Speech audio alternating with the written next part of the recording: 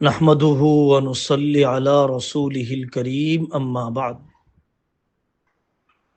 School college میں دینیات کا نصاب اور نظام کیا ہونا چاہیے؟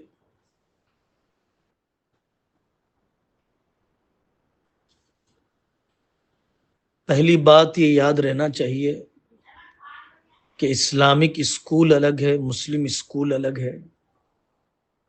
مسلمان طلباء اور اساتذہ ہیں، لیکن نظام اور نصاب اسلامی مزاج کا نہیں ہے تو اسے مسلم اسکول تو کہا جائے گا، لیکن اسلامک اسکول نہیں کہا جائے گا۔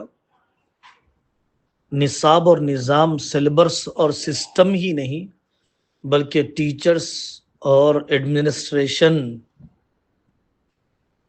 تدریسی اسٹاف اور انتظامیہ اگر اسلامی مزاج کا نہیں ہے تو اسے اسلامک اسکول نہیں کہا جا سکتا۔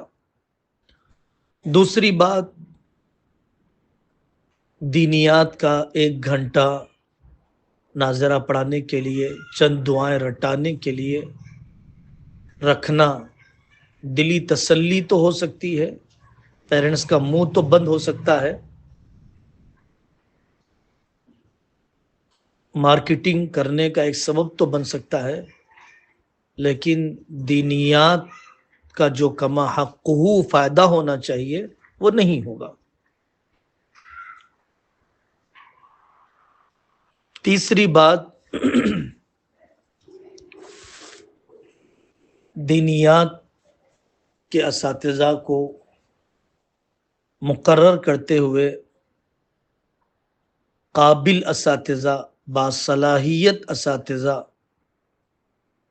آگے دیے جانے والے ٹاپکس پر پریپیئر ہونے والے اساتذہ اور ٹیچرز اور علماء کو مقرر کیا جائے، اسی طرح کی عالمات کو مقرر کیا جائے اور ان کو مناسب وقت دیا جانا چاہیے۔ جیسے فزکس کو، کیمسٹری کو، اسپوکن انگلش کو، اسپورٹس کو، اینول ڈے کو وقت دیا جاتا ہے پوری اہمیت کے ساتھ، لیسن پلان کے ساتھ، معقول تنخواہ کے ساتھ، ویسے ہی دینیات کو بھی وقت دیا جانا چاہیے۔ اب اصل سوال کا جواب کہ نصاب اور نظام کیا ہونا چاہیے۔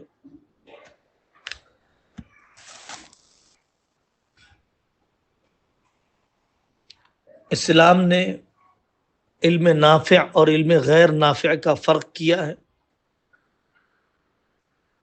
دینی تعلیم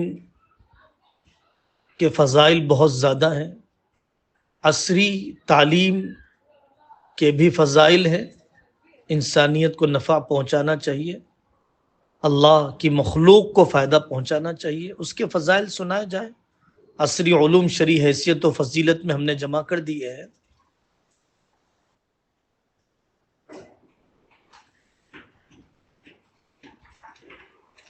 مسلمان قوم کی ترقی کے لیے، تعمیر وطن میں حصہ لینے کے لیے، کہیں بھی خلافت کے سارے شعبجات کو زندہ کرنے کے لیے اچھے انجینئر، ماہر ڈاکٹر، بہترین سائنٹسٹ کی بھی ضرورت ہے۔ امام غزالی رحمۃ اللہ علیہ کی ذکر کردہ تقسیم کے مطابق وہ بھی فرض کفایہ ہے۔ نصاب اور نظام میں پہلی بات، چونکہ مغرب نے انسان کو اکنامک اینیمل، معاشی جانور، یا ڈاروین کی تھیوری کے نتیجے میں بندر بنا دیا ہے، اور اسلام انسان کو خدا کا بندہ اور حضرت آدم کی اولاد قرار دیتا ہے۔ اس نقطے پر ہر دم طلباء کی، طالبات کی ذہن سازی ہونی چاہیے۔ پورا تعلیمی، سماجی، معاشی اخلاقی، سیاسی منصوبہ بندی انہی دو بنیادوں پر پوری دنیا میں چل رہی ہے۔ دوسرا نقطہ جو دینیات کے اساتذہ کے سامنے ہونا چاہیے، نیو ایجوکیشن پالیسی کے تناظر میں بھی غیر مسلم اکثریتی ملک میں ہونے کے تناظر میں بھی ہر جگہ جہاں پر مندر اور چرچ نظر آتے ہیں اس ماحول میں بھی کہ شرک اور الحاد کے مقابلے میں توحید اور ایمان کی عظمت ہر قدم پر سنائی جائے، اللہ کا شکر ادا کروایا جائے کہ اللہ نے توحید کی نعمت سے نوازا۔ لوگ انسانوں کی شرمگاہ کی پوجا کرتے ہیں، لوگ بنی ہوئی چیزوں کی عبادت کرتے ہیں، بنانے والے کی نہیں۔ 33 کروڑ خداؤں کو مانتے ہیں، 3 خداؤں کو مانتے ہیں۔ شرک الحاد کے مقابلے میں، ایتھیزم کے مقابلے میں توحید اور ایمان کی بار بار ذہن سازی ہونی چاہیے۔ ایمان کے سارے شعبجات، آمنت باللہ و ملائکتہ، ساری صفات، اس سلسلے میں عبداللہ صدیقی صاحب کی کتاب تعلیم الایمان کے 55 حصوں سے فائدہ اٹھایا جا سکتا ہے۔ تیسرا نقطہ جس پر پورا زور دیا جانا چاہیے، مغرب کی ساری ترقی، مغرب کی ساری سائنس خدا بیزار ہے، انکار خدا پر مبنی ہے، اور اسلام کا منشا اور اسلامک سائنس اور مسلم سائنسدان خدا ترس، خدا شناس، اللہ کے جاننے والے، چاہنے والے ہیں۔ مغرب کی ساری سائنس انسانیت دشمنی کی بنیاد پر چلتی ہے۔ نکاح کے نظام کو ختم کر دیا گیا، مرد اور عورت کے نکاح کو بھی ضروری نہیں سمجھا جا رہا ہے۔ عورت مرد ہو سکتی، مرد کا مرد سے نکاح، عورت سے عورت کا نکاح، مرد عورت بن سکتا ہے، عورت مرد بن سکتی ہے، جانور بھی بن سکتے ہیں۔ انسانیت دشمن مغرب کا سارا نظام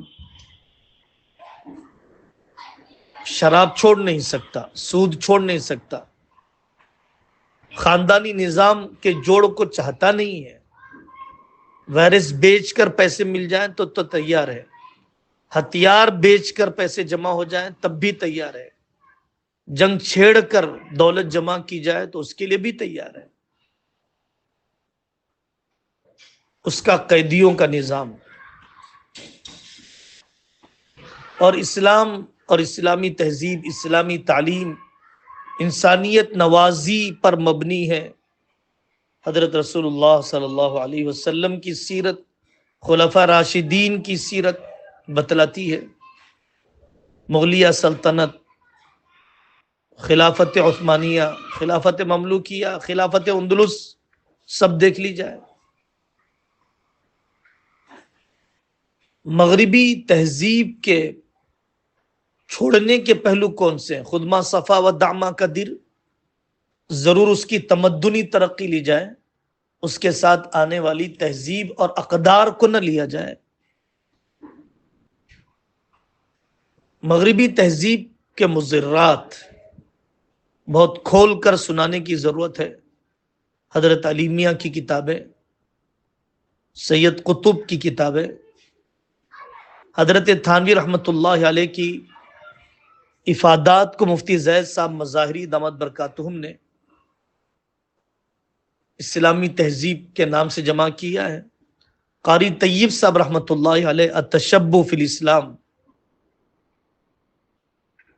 اور اسی طریقے سے تہذیب کے موضوع پر بہت ہی قیمتی تحریر حضرت کے ذریعے سے وجود میں آئی ہے۔ اسلام کے انسانی تمدن پر احسانات، اس موضوع کو بہت نمایاں کرنے کی ضرورت ہے۔ اسلام نے انسانیت پر، عورتوں پر، مزدوروں پر، ماں باپ پر، سلطنتوں پر کیا احسان کیا۔ بہت ضروری ہے کہ آئیڈیالوجیکل وار اور نظریاتی جنگ کا موضوع سمجھایا جائے، چونکہ آئیڈیالوجیکل وار کے نام سے، نظریاتی جنگ کے نام سے جتنا مواد جمع ہوا ہے، کالونیزم، استعمار، ارتداد کی محنت، تبشیر کے نام پر عیسائیوں کی محنت، عیسائیت کی طرف دعوت، چرچوں کے ذریعے، دواخانوں کے ذریعے، جنگ زدہ ملکوں میں، غربت زدہ ملکوں میں نظریاتی جنگ کا عنوان ہے گلوبلائزیشن، نظریاتی جنگ کا عنوان ہے استشراق، اورنٹیل ازم۔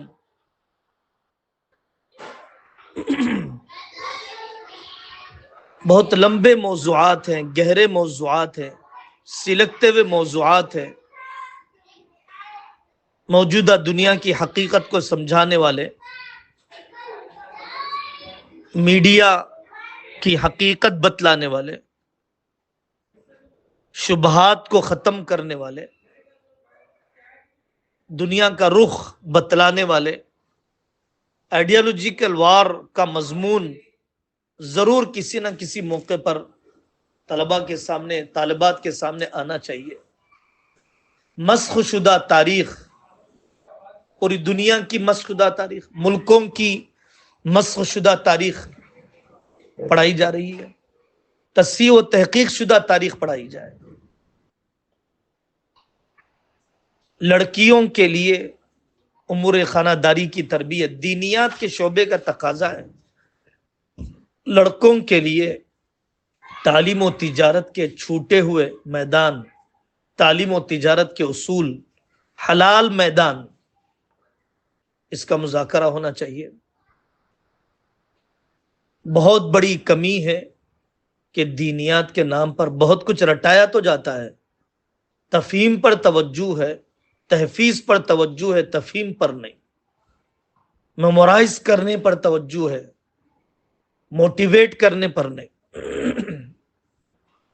مولانا سجاد صاحب فرماتے ہیں عیسائی اسکولوں میں بائبل رٹائی نہیں جاتی ہے، عیسائی ذہن بنایا جاتا ہے۔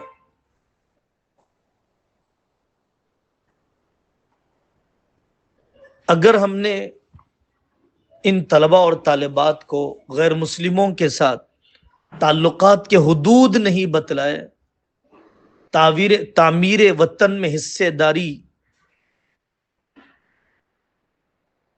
کے حقوق نہیں بتلائے، تو زبردست خیانت ہوگی، ان کو اپاہج بنانا ہوگا۔ ضرور یہ سکھایا جائے کہ آپ عیادت کریں، مزاج پرسی کریں، غریبوں کو کھانا کھلائیں، لیکن پٹاخے بازی میں نہ جائیں، گنیش کے لڈو نہ خریدیں۔ ملک کی صحیح تعمیر کرنے کے لیے رشوت کو ختم کریں، غربت کو ختم کریں، کسانوں پر ظلم کو ختم کریں، عورتوں پر ظلم کو ختم کریں، کرپشن ختم کریں۔ تعمیر وطن کے لیے مذہب کو نہیں چھوڑا جا سکتا، داڑھی کاٹنا ضروری نہیں، برقع چھوڑنا ضروری نہیں۔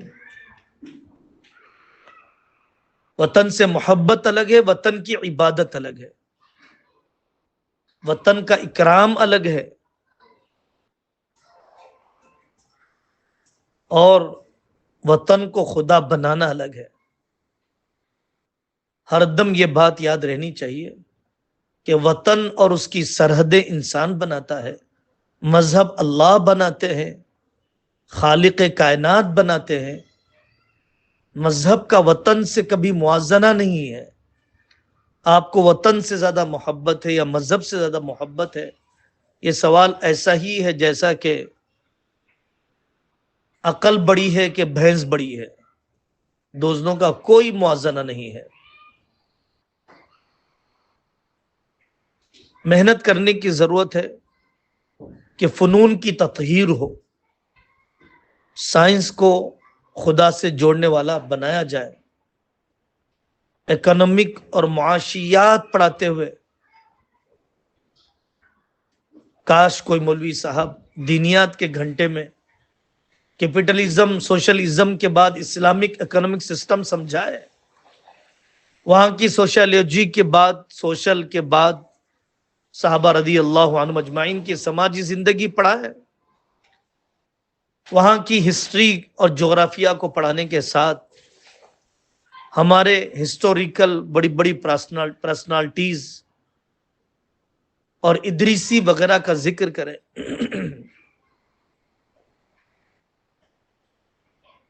نورانی قاعدہ پڑھانے سے انکار نہیں، حفظ کروانے سے انکار نہیں، لیکن دینیات کے گھنٹے میں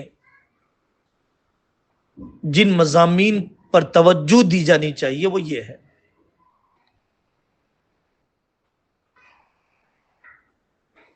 ہوم ورک کیا ہونا چاہیے؟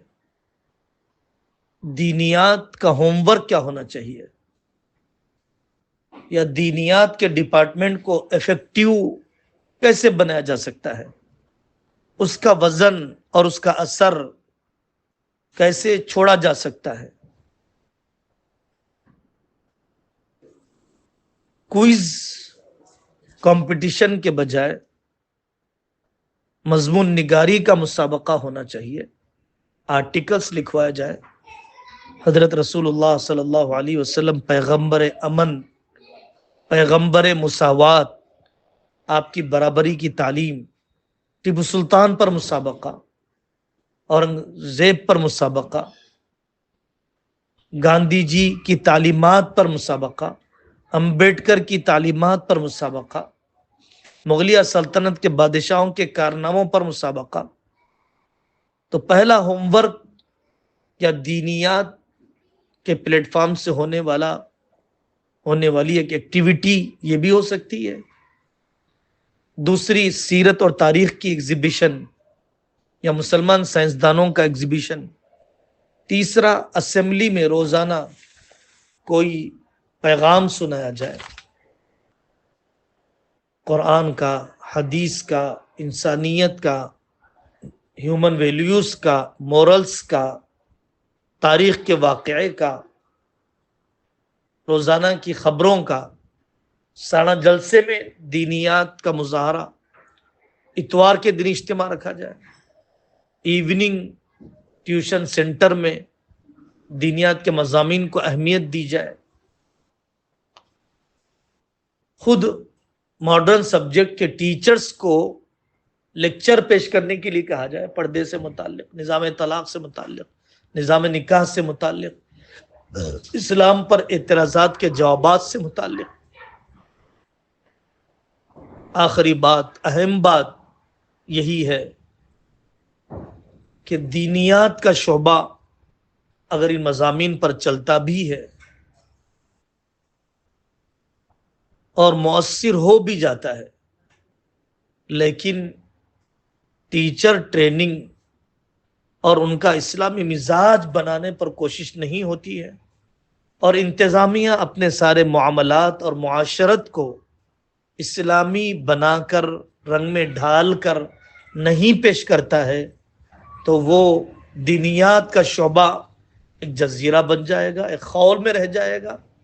دین کا محدود تصور ہوگا، جامع، عملی، مثالی، پرکشش نمونہ اگر وہ ظاہر ہو سکتا ہے تو معلمین اور معلمات کی زندگی کے ذریعے سے اور ایڈمنسٹریشن کے اصول اور معاملات کے ذریعے سے۔ اللہ تعالی ہم سب کو اس کی توفیق عطا فرمائے۔